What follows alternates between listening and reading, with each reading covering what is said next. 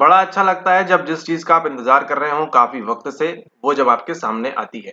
ऐसा ही कुछ वाकया हमको यहाँ देखने मिल रहा है आपके 18 जून 2024 को। जब आपका होने वाला है क्या, जब आपका होने वाला है यहाँ पे बिहार स्टेट का एग्जामिनेशन, मनोविज्ञान का, साइकोलॉजी का।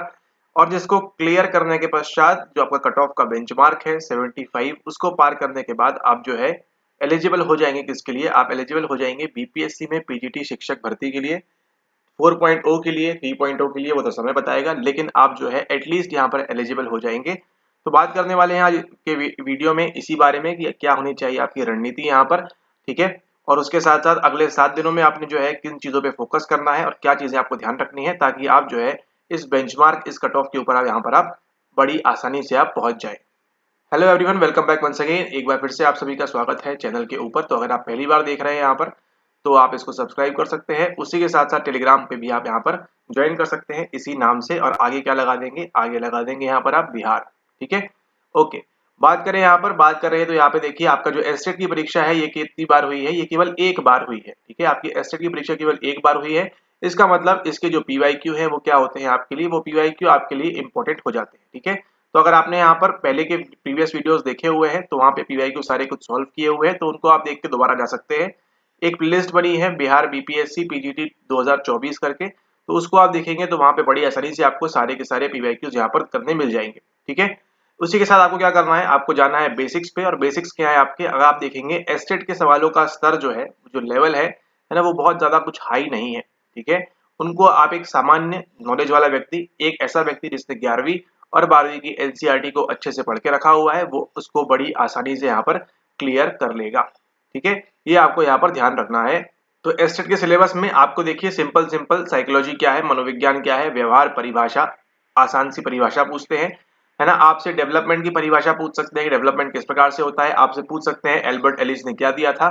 मतलब आप देखेंगे सवालों का स्तर कुछ उतना ज्यादा टफ नहीं है जितना कि कहाँ पर होता है। आपको दर्शाया जाता है कि आपको जो है बीपीएससी में आपको सवालों का स्तर हाई देखने मिलेगा। ठीक है, एस्टेट को पास करने के लिए आपको क्या रहना है? आपको सामान्य रहना है। आपको नॉर्मल प्रोबेबिलिटी कर्व में आपको जो है इतना भी आप स्कोर कर लेंगे तो क्या होगा, आप बड़ी आसानी से यहाँ पे 75 प्लस ले आएंगे। ठीक है, आपको एकदम हाई फाई स्टडी की आवश्यकता नहीं है इसके लिए। केवल 11वीं और 12वीं की एनसीईआरटी, जैसा कि हमने कोर्स में भी कराया हुआ है, उसी के साथ साथ अगर आप कोर्स का पार्ट है तो आपको ऑलरेडी जो एनसीईआरटी के साथ साथ एक्सप्लेन के साथ साथ जो आपको एक्स्ट्रा वीडियोस दिए गए हैं उनको भी अगर आप देख लेंगे यहाँ पर तो आपको बड़े आराम से आप जो है इस एस्टेट बिहार 2024 की परीक्षा में आप बड़ी आसानी से यहाँ पर सफलता हासिल कर सकते हैं।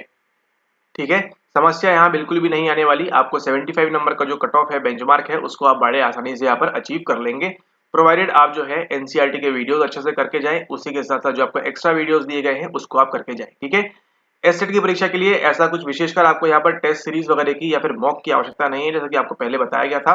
ये जो आपको टेस्ट सीरीज और जो मॉक है आपको, ये जो 25 बनाए हुए हैं, ये कब मिलेंगे आपको? ये मिलेंगे आपको बीपीएससी पीजीटी के लिए। ठीक है, बीपीएससी पीजीटी का जो स्तर होता है वहां पर आपको जो इस प्रकार के मॉक्स की आवश्यकता होती है ताकि आप क्या कर सकें, आप और अच्छे से प्रैक्टिस कर सकें और वो सवाल आपको वहां पर एग्जाम के अंदर भी देखने को मिले। ठीक है, ये जो मॉक्स हैं ये हमारी टीम द्वारा खासतौर पर प्रिपेयर किए गए हैं। ठीक है, तो ये पर्सन के द्वारा बनाए गए हैं यहाँ पर। ठीक है, पर्सन के द्वारा बनाए गए हैं, मतलब व्यक्तियों के द्वारा बनाए गए हैं, किताबों से ढूंढ के निकाल के आप लोगों की अच्छी तैयारी के लिए। ठीक है, यहाँ पर अन्य किसी भी चीज का इस्तेमाल नहीं किया गया है। ठीक है, और ना ही यहाँ पर किसी प्रकार से कृत्रिम रूप से किसी प्रकार से यहाँ पर चीजों को बनाया गया है। ठीक है, तो ये आपको ध्यान रखना है। ये आपके हैंडमेड है सारे के सारे, है ना। सवालों को ढूंढ के एनसीईआरटी से घुमा फिरा के आपको सवाल यहाँ पर पूछे गए हैं। तो ये आपको मदद करेंगे कहाँ पर? ये आपको मदद करेंगे यहाँ पर बीपीएससी पीजीटी के लिए। ठीक है, बात करें यहाँ पर तो ये जो टेस्ट सीरीज है आपको इसके लिए किसी भी प्रकार की आपको आवश्यकता नहीं है, खास तौर पे एस्टेट की परीक्षा के लिए। ठीक है, अगर आप केवल साधारण तौर पर 11वीं और 12वीं की एनसीईआरटी पढ़ लेते हैं बड़े आराम से तो आपको सवाल वहां से पूछ लेगा और आपको वहां से बनना चाहिए। ठीक है, आपको क्या रहना है? आपको नॉर्मल रहना है। आपको बहुत ज्यादा हाई फाई स्टडी अपनी शो नहीं करनी है वहां पर। अगर आप अपना बहुत हाई फाई लेवल शो करेंगे तो क्या होगा, आप धड़ाम से नीचे भी आ सकते हैं। ठीक है, ये बात आपको यहाँ पर ध्यान रखनी है कि इस प्रकार की चीजें आप जो है ना करें और आप जो है अपने कैरियर के साथ खिलवाड़ ना करें। आपको एक मौका मिला है 2024 में, आगे कब मिलेगा क्या मिलेगा वो पता नहीं, लेकिन इस मौके को आप जो है यहाँ पर अच्छे से भुनाएंगे। ठीक है, ताकि आप जो जनवरी से लेके अभी तक जो का जो इंतजार था वो क्या रहे, वो आपको यहाँ पर फलदायी रहे, वो यहाँ पर आपके लिए फ्रूटफुल रहे, ये आपको यहाँ पर ध्यान रखना है। ठीक है, तो एस्टेट के लिए सामान्य पढ़ाई करें, 11वीं कक्षा की एनसीईआरटी, 12वीं कक्षा की एनसीईआरटी प्लस आपके जो मास्टर्स के नोट्स होंगे उसको आप पढ़ लें। जैसे कि देखिए केवल दो ही चीज डिफर करती है, एक कौन सा है, एक है आपका रिसर्च और टेस्टिंग वाला भाग। उसको भी देखेंगे तो जिस प्रकार का सवाल पूछता है वो आपके एनसीईआरटी में कहीं ना कहीं टच कर देता है वो, ठीक है। बस वो है, ये बात है कि आपको मालूम नहीं होता किस कहाँ सवाल पूछा हुआ है। तो रिसर्च टेस्टिंग वाला थोड़ा सा भाग देख लेंगे आप, और थोड़ा सा जो आपका एजुकेशनल और ऑर्गेनाइजेशनल वाला है उसको आप देख लेंगे, ठीक है। बस इसको अगर आप देख लेंगे एक्स्ट्रा से आप, तो आपका काम हो जाएगा, ठीक है। जो ये कहाँ मिलेगा, ये आपके मास्टर्स के नोट्स में मिलेगा, या फिर आपके बीएड वगैरह के नोट्स में आपको मिलेगा, या फिर कभी आपने परीक्षा वगैरह दी हो और किसी प्रकार की, तो वहां पर आपको देखने मिल जाएंगे, ठीक है। तो बड़े ही जनरल सवाल पूछते हैं, ये सिंपली पूछ लेंगे आपसे एमएमपीआई किस वर्ष में आया, ठीक है। अब उनको ये मतलब नहीं है कि एमएमपीआई के अंदर हम साइकोपैथोलॉजी करते हैं, क्या करते हैं, पूछ सकते हैं वैसे, लेकिन सिंपल सिंपल सवाल रखने वाले हैं वो कि एमएमपीआई किस वर्ष में आया, रॉरशाच किस वर्ष में आया, ठीक है। रॉरशाच किस प्रकार की तकनीक है, एक प्रक्षेपी है या फिर सेल्फ रिपोर्ट इन्वेंट्री है, क्या है ना। बड़े सिंपल सिंपल सवाल आपसे यहाँ पर पूछेगा, ठीक है। ये नहीं पूछेगा कि रॉरशाच में स्कोरिंग किस प्रकार से की जाती है, ठीक है। इसकी संभावना बहुत कम है, कहाँ पर, आपके एस्टेट के अंदर। तो इस बात का आपको यहाँ पर ध्यान रखना है कि आपको जो है सामान्य पढ़ाई करनी है, बहुत आपको एक्स्ट्रा ओवर अचीवर यहाँ पर नहीं शो करना है स्वयं को, क्योंकि उस केस में क्या होगा, उस केस में आप अपने यहाँ पर नंबर लूज कर देंगे, ठीक है। नंबर लूज करेंगे, और नंबर लूज करने से नुकसान क्या होगा कि अगर अलग अलग शिफ्ट में एग्जाम हो रहा है तो आप जो है 80 भी आ रहे होंगे आपके आपके पेपर में, लेकिन जब फाइनल स्कोर आएगा तो आपके 65 पहुंच जाएंगे आप, और आप हो जाएंगे कट ऑफ के बाहर। तो ये आपको यहाँ पर ध्यान रखना है, इस प्रकार की आप जो है गलतियां ना करें, अन्यथा आपको जो है जीवन भर इसका भुगतान करना पड़ सकता है, ठीक है। तो ध्यान रखें, सामान्य रहें, 11वीं और 12वीं कक्षा की एनसीईआरटी को बार बार पढ़ें, है ना। उसमें से देखिए अभी आपसे एक सवाल पूछ देंगे, आपको जमाने भर के सवाल आप कर रहे हैं, अभी आपसे एक सवाल पूछ देंगे कि ब्रेन का वजन कितना होता है, वो आपको 4 ऑप्शन दे देगा, मानव मस्तिष्क का वजन कितना होता है, ए बी सी डी। स्वयं से पूछिए कि आपको याद आ रहा है कि ब्रेन का वजन कितना होता है, क्या आपने पढ़ा है ये, बताइए। सिंपल सा अगर मान के चलिए एस्टेट में अगर ये सवाल आ गया तो क्या करेंगे आप, है ना। आप तो वहां पर गलत मार्क करके आ जाएंगे अपने अंदाजे से कि हाँ इतना होता होगा, ठीक है। तो ऐसा नहीं करना, सिंपली कहाँ लिखा हुआ है, आपकी एनसीईआरटी में लिखा हुआ है, ठीक है। एस्टेट के सवालों का स्तर आप देखेंगे जो लास्ट टाइम था उसके आधार पर आपको बड़े ही सिंपल सिंपल सवाल पूछे जाएंगे, इसका आपको यहाँ पर ध्यान रखना है। सिंपली पूछेगा आपसे, एनसीईआरटी में दिया हुआ है कि ब्रेन का वजन कितना होता है, ठीक है।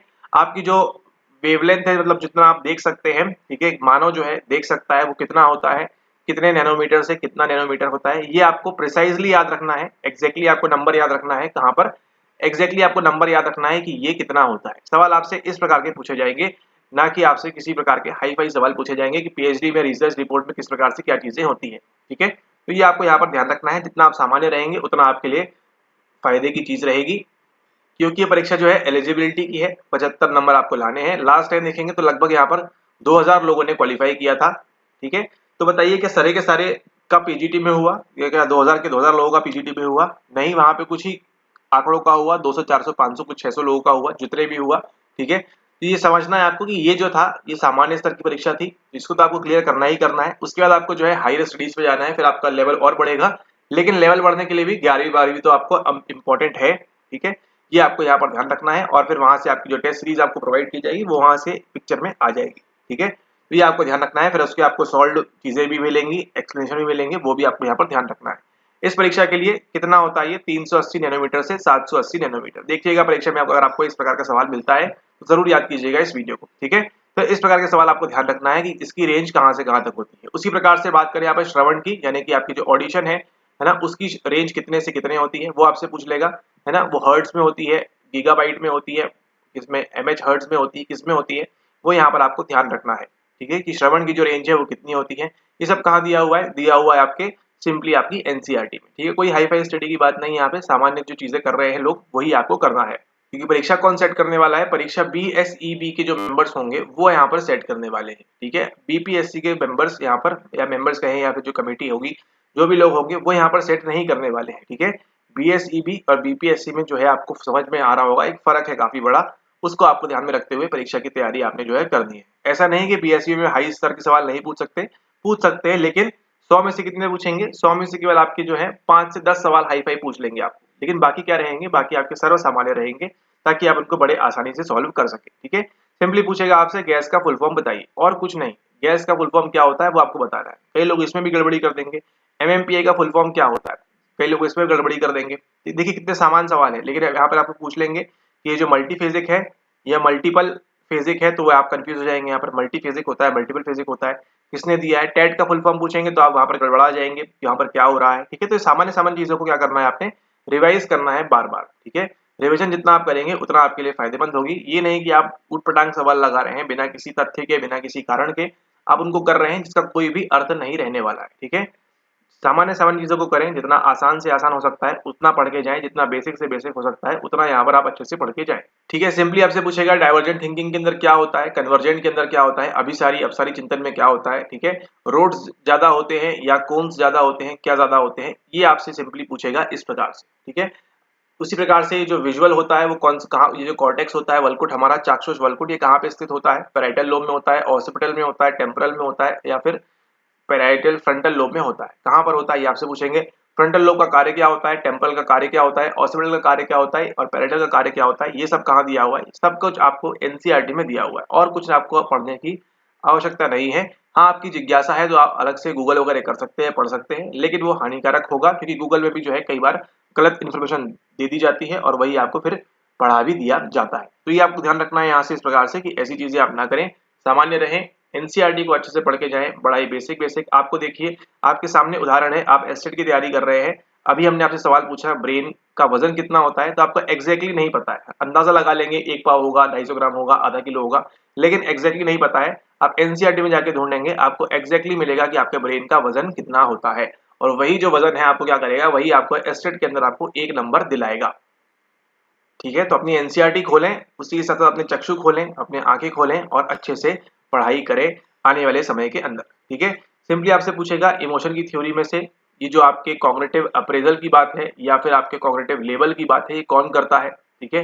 जेम्स लैंग की थ्योरी में क्या होता है, पहले बॉडी आती है या फिर पहले दिमाग आता है। कैरन बार्ड की थ्योरी में क्या, किसका इंपॉर्टेंस है, थैलेमस का इंपॉर्टेंस है, एमिगडाला का इंपॉर्टेंस है, किसका इंपॉर्टेंस है। ये जो छोटी छोटी चीजें आपके एनसीईआरटी में ही दिया हुआ है, हम कहीं से हाई फाई बातें नहीं बता रहे हैं आपको, सारा का सारा कहाँ दिया हुआ है, आपके एनसीईआरटी में दिया हुआ है, ठीक है। प्रोवाइडेड आप जो है एक सही तरीके से आप अभ्यास करेंगे तो ये आपके लिए ज्यादा मदद करेगा, ठीक है। जो लोग ऑलरेडी ज्वाइन है यहाँ पर तो उनको मालूम ही है क्या करना है, एक बार दोबारा आप सारे वीडियोस देख लें, एनसीईआरटी में आपको बताया हुआ है कहाँ से सवाल बनता है कहाँ से नहीं बनता है, तो उसको आप देख लें एक बार। उसी के साथ साथ जो आपको स्पेशल वीडियोस प्रोवाइड किए गए हैं आपके एस्टेट संबंधित, उनको भी आपने देखना है, उनको भी आपने करके जाना है, ठीक है। उसी के साथ आपको 1-2 स्पेशल वीडियो और मिलने वाले हैं अभी, तो उनको भी आप यहाँ पर देख के जाएं और अपनी तैयारी को और अच्छा सा करें, ठीक है। इतना आपने कर लिया तो आपको और भी किसी अन्य चीज करने की आवश्यकता नहीं होगी, एस्टेट आप बड़ी आसानी से आप पास कर लेंगे।